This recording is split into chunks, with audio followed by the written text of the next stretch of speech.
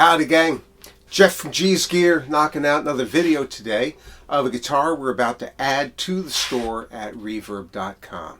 And we have something really rare and really delightful for you today.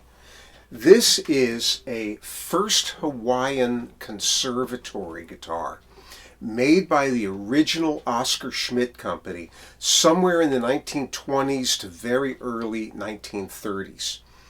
And the story on these is that Oscar Schmidt, like Harmony, like Kay, was largely a manufacturer of instruments that were sold through catalog retailers and big department stores.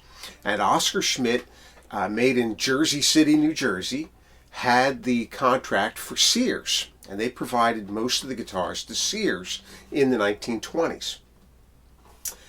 They made guitars, mandolins, all manner of things.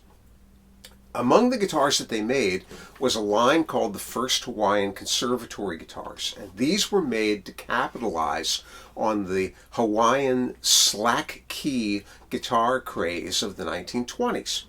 It's lap steel guitar, so these guitars were made with very high actions, and you would play it with a lap steel. Typically, the guitars that you got were parlor sized. They would be a 12 and a half inch lower bout, and they were solid birch. And the deal was that you would order the guitar and a year's worth of lessons. And if you paid for a full year's worth of lessons, you got to keep the guitar for free. That was the come on. They advertised in Sears, they advertised in Popular Mechanics, and a number of other magazines of the era. So this is a very unusual one. The Koa guitars were an upgrade to begin with. And this is a 000 size. It's about a 14 and a half or 14 and 3/8 inch lower bout. We've searched far and wide. We've never found another one of these things. I'm not going to say it was a one-off. It certainly wasn't. But they're very, very rare. And they're over 100 years old. So they don't really hold up that well over time. The bodies are really rather thin. The wood is thin, but it's very responsive. It's ladder braced. And again, it would have had a high action on it. Well, when we got it, it had that high action, and it was there for playing slide, and it sounded great. But we didn't want it relegated to just being a slide guitar, so we took the neck off and reset the angle to make it playable as a regular guitar. And in doing that, we also leveled and crowned the frets, cleaned and lubricated the tuners, and we did a number of different repairs to the guitar. It had some cracks that we had to cleat and glue. It had an open center seam in the back that we've had to glue. And on the top, the guitar has a dip in it in front of the bridge, but that's sort of where it's settled and it's stable.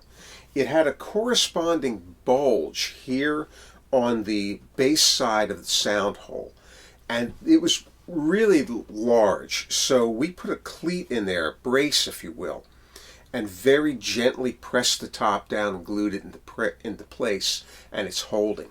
It's not flat.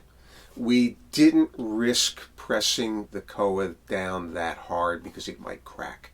It's just very delicate. But what we've got now is a guitar that's very responsive and just a joy to play. It has a 26 and 3/8 inch scale, something I've never seen. And of course, the neck on the guitar, like necks on guitars of that time period, does not have a truss rod. The neck is probably cedar. Everything else is Koa. The fretboard is ebony. And the cedar, we found, if we tuned the guitar up to pitch at E standard, that the neck was beginning to bow forward a little bit and the action was creeping up.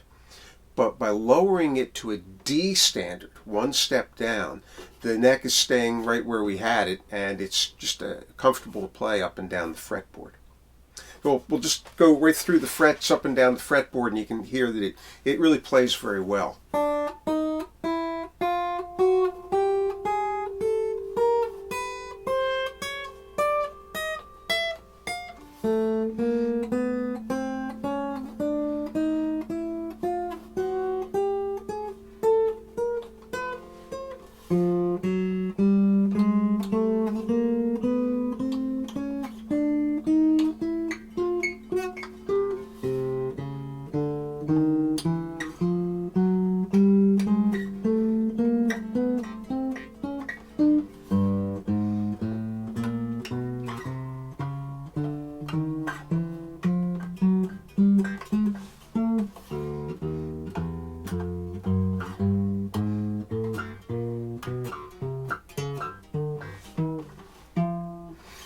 stretch there.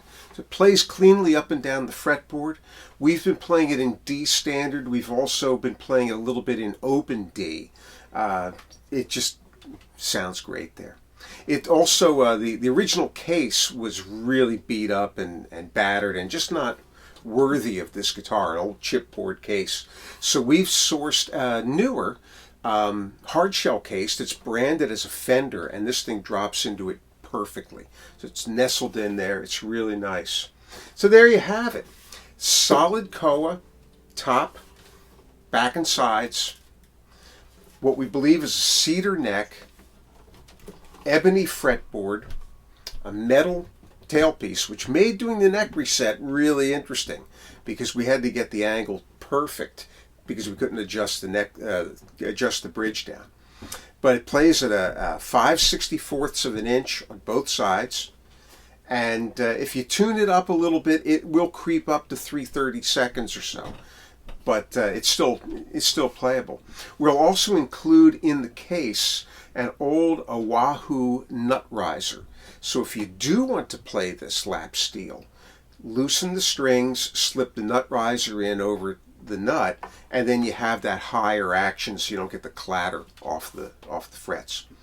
We reset the neck, leveled and crowned the frets, repaired part of the ebony fretboard that was chipped out here, lubricated the tuners, they work perfectly, cleated some cracks on the top, back crack, and put a brace in for the top here. And there you have it. So we'll figure something to play to take us out, and we'll see you all on the flip side. Try this. No, we won't try that.